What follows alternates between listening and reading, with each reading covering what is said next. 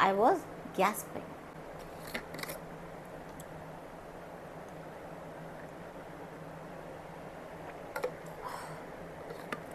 I was actually very thirsty and that's why I was quenching my thirst. मतलब मैं बहुत ज़्यादा प्यासी थी एंड मैं अपनी प्यास बुझा रही थी, right?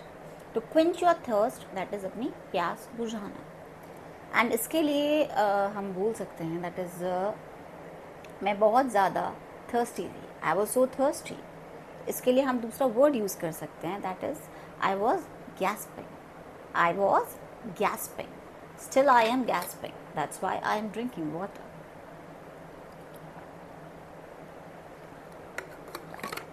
Now my thirst is quenched. मतलब अब मेरी प्यास बुझ गई.